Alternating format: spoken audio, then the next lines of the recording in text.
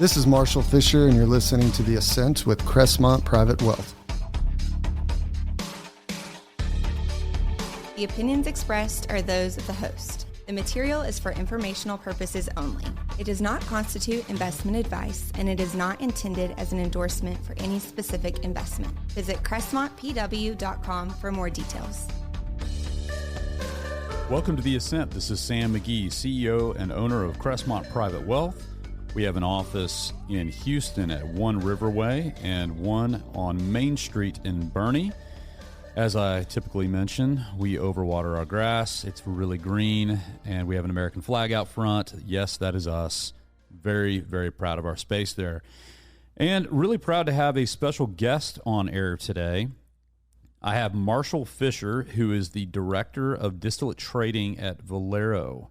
Welcome to the show. Thanks for having me. Excited to be here. So we actually met at Free Roam here in town not too long ago through a mutual friend. What's up, Taylor? And Taylor Yarborough and I went on a father-son hiking trip last year, just an epic, out in the middle of nowhere, didn't see another human being, saw more moose than human beings, and became close friends. And then, you know, it's kind of like several places in Boerne are like town village, and Free Roam happens to be one of them, and we met like about 3 weeks ago. That's right. And you made the mistake of saying that you wouldn't mind being on a podcast, and here you are. Who would have thought? Yes. So thank you for being here. Give us a little bit about your background and, you know, how you got to Boerne and, you know, a little bit about what you do. Yeah, so grew up in Boerne, moved here in 1998. So that's when Taylor and I met back in 8th grade. I graduated Boerne High School 2003. Cool. Sam Champion was our principal, and now we have a high school, so it makes me old. But went to Texas State for my undergrad, business management, and got my MBA at Texas State following that. And then the financial crisis hit. And so job-wise, I wanted to get onto Valero, but they were in a hiring freeze, and I was not an engineer. So got on at USAA, and then progressed to the Hartford as a commercial underwriter. So kind of risk analysis was my background, and really was interested in energy trading. So eventually got onto Valero in 2014. Been there 11 years since. So. Very cool. So how does someone who has a technical background like you do get into aviation fuel and diesel? You were telling me so much about it that night that we met, and it's just a really fascinating niche. And listeners that listen to the show know that we do work with a variety of different clients, but we also work with a lot of people in energy. And so I was really excited about having you on. And how does somebody get into what you do? I would say for me in college, the energy kind of just trading aspect was so attractive and exciting that I really pushed my way to find entrance into the company that obviously has that. And then kind of found my way to get to know the group and the people involved with that, and kind of build my own brand to say, hey, I want to be a part of this team. How do I do it? Yeah. And kind of progressed. I've had about 10 or 11 roles since I started with the company. Oh, wow. So different roles, kind of building that base on what they were looking for. For me, it was figure out what I want to do. What are you interested in? And then push as hard as you can to get there. Yeah. So one of the things that I think about, you have kids, right? I have 4. 4 kids. Wow. Okay. Patient man. You don't have as much gray hair as I thought you would. Pretty gray, though. Yeah, you're getting there. I mean, I've got more than you, but... it's holding on. I'll take it. All right, yeah, it's good. I want gray hair. So, yeah, just thinking about, you know, our kids and, you know, when they're younger and they turn on the water faucet and water comes out. It's magic, right? And it doesn't cost money, of course. Or they leave the lights on and lights just automatically come on. And at some point, our kids realize, oh, wait, this actually comes from a place that it's produced or it's purified, or, you know, it's got to get here somehow. Now, I think people take for granted in the aviation space fuel. You know, just thinking about that, the process of getting it from out of the ground to the refinery and then to the tarmac. Talk a little bit about that, because some people have no clue and maybe take that for granted. And I haven't seen any battery-operated airplanes that carry passengers these days. So Right. Tell us about it. Yeah, so in the refining process, 10% of the barrel is actually jet fuel. Huh. We do hit a constraint on how much we can actually produce. So it goes through a very stringent process. Obviously, you want your fuel to be clean and not have issues when you're in the air. As far as global demand, you're looking at 6.2 million barrels a day. Domestic demand in the U.S. is 1.6-ish.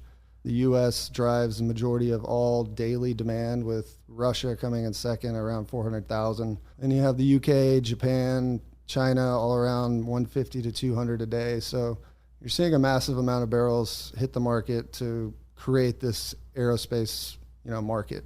And obviously, we've seen some crashes and issues as of late, but it's usually always associated with pilot issues, air traffic control problems, and we eliminate the issue of the fuel being a problem, which we haven't seen an issue in numerous decades.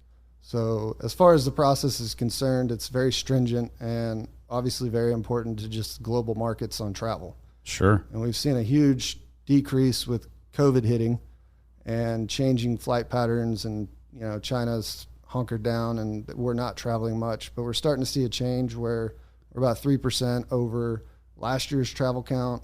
We're surpassing kind of where we were in 2019, but the difference is there's not as much demand for fuel just given the efficiency of these engines, but we're still seeing massive amount of travelers, worldwide. So it's a market that's exciting and it changes lives, because if we can't move, then you're going to limit what we can do globally. That's right. That's really, really cool. So in terms of the market, obviously, the data. I mean, I'm impressed. Marshall here is just reciting this. He has no notes and knows all these statistics.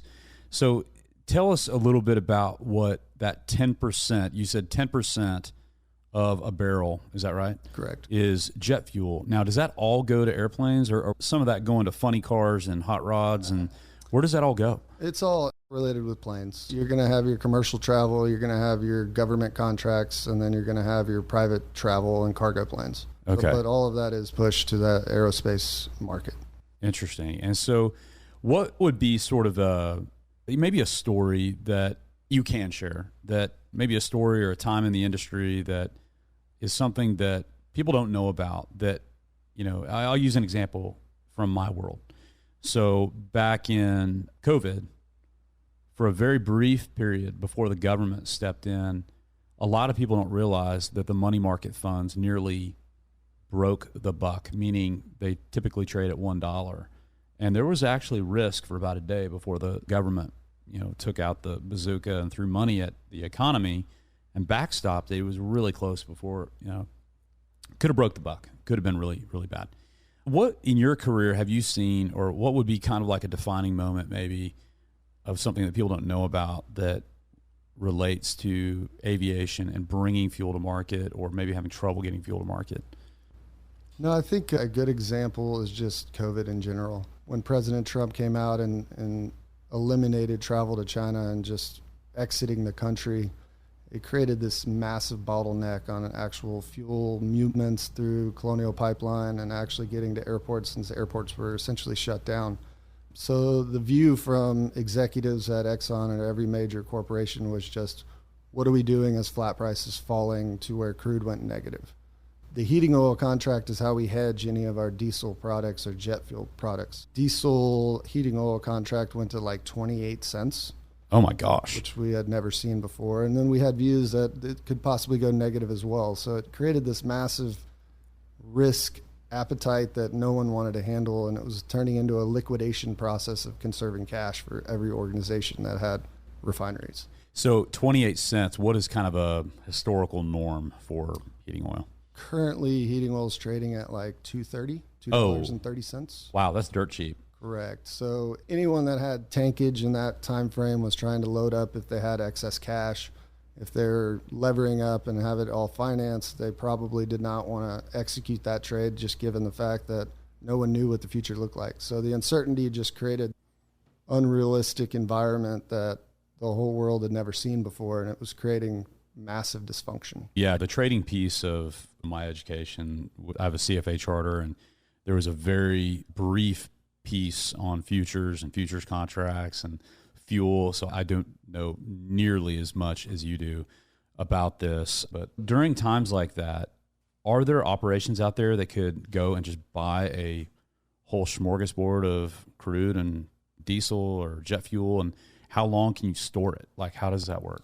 So the difference between equities and the commodities markets is one main thing is, you would take ownership in Apple if you buy their stock. With commodities, it's a deliverable contract. So we had issues in the past where like a dentist in New Jersey, we do increments of one lot. One lot equals 1,000 barrels. So this gentleman bought one lot of heating oil and forgot about it in his trading account. And then it expired. So he had to take delivery of 1,000 barrels of diesel. This is a true story. This is a true story. Oh, see, this is what I want to hear. Yeah, this is good.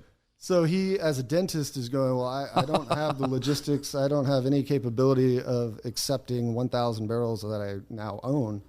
So then you come and you get the brokers involved in New York and whatnot in Chicago and figure out how to get out of that deal that you've messed up. So there's always scenarios that are interesting where you don't know what you're dealing with, you can get kind of in a pickle. But essentially, it's a deliverable contract where you will own that barrel. Of a physical good. Correct. So a dentist, not to be named, ordered one. You said one lot, correct? One lot. So 1,000 barrels. 1,000 barrels. I would love to see what this dentist's reaction was when he figured out, oh, I'm actually going to take physical delivery of 1,000 barrels of heating oil.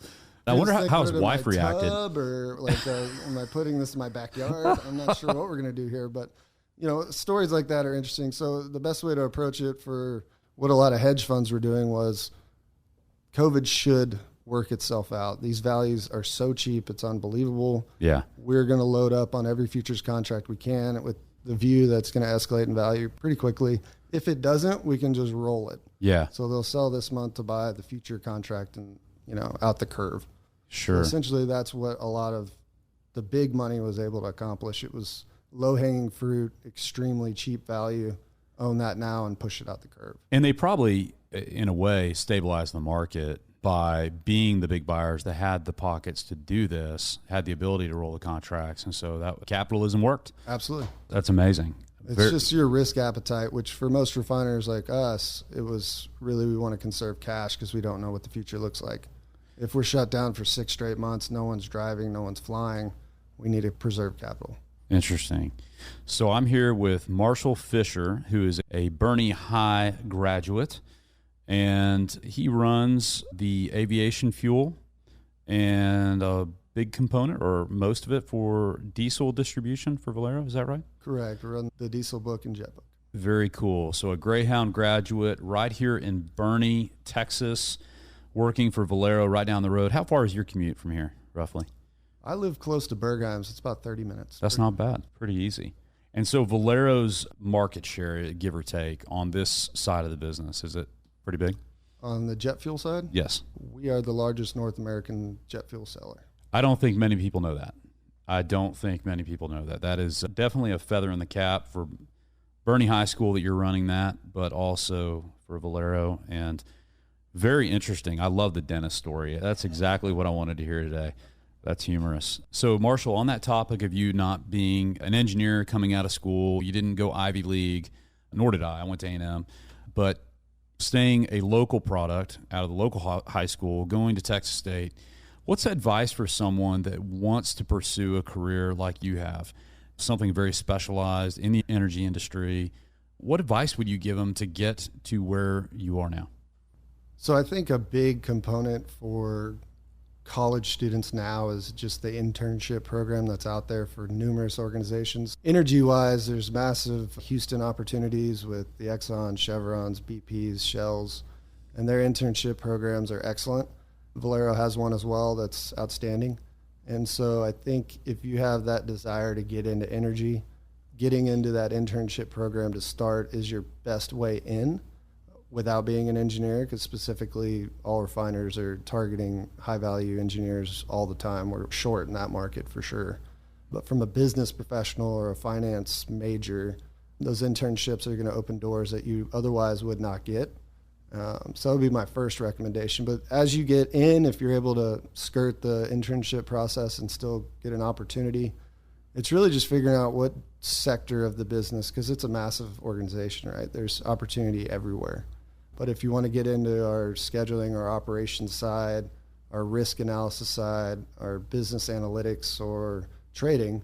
It's just identifying where you want to go and then building your internal brand. A lot of kids these days I see just kind of expect things to work out and be kind of handed to them like, hey, I'm a smart guy. Why am I not getting this opportunity? Well, I didn't know what you were interested in because you're not explaining it to me. Right. So just sitting down with their management and saying, this is where I want to go. What do I need to do? And then going through those challenging jobs that maybe aren't that fun, but are building your understanding of the business and making you attractive to management up the chain to say, this is a great option for us to grow this individual and get him ultimately into that spot he's looking for.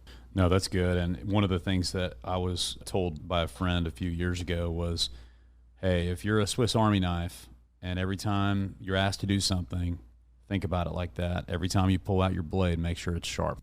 Right. And if you do that, whether you like the job or you don't like the job, you're going to get other opportunities and maybe have a bigger blade. So, yeah, that's very good. In fact, we're interviewing Friday at Texas A&M University. Whoop. And we actually are not interviewing anyone unless they had an internship. So I think that rings true. And the internship market's pretty challenging to get into, and that's where I think you just have to have the understanding of, I need to target one regardless of where it's at. Get it under your belt because it's going to be a resume booster regardless. But start as a sophomore and try to get something that second summer you're in college, and then by the time you're a junior, you may have the opportunity and you're set and ready to go by the time your senior year is over. Great advice. So anything else that you would want just the public to know about aviation fuel and just the role that it has for maybe their life, as we kind of close out here? Yeah, I think the best way to think about it is the same thing you look at just fossil fuels in general as far as refined products are concerned.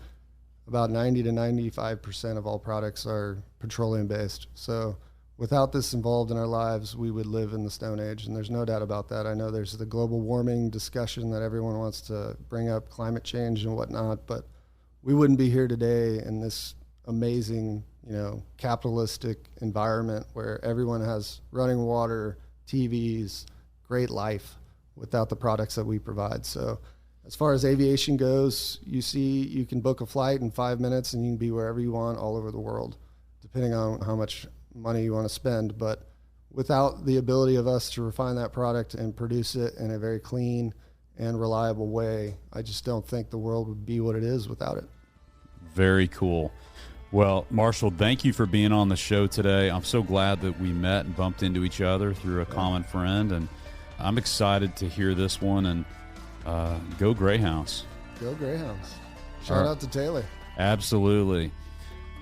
Hope everyone has a wonderful weekend, and God bless.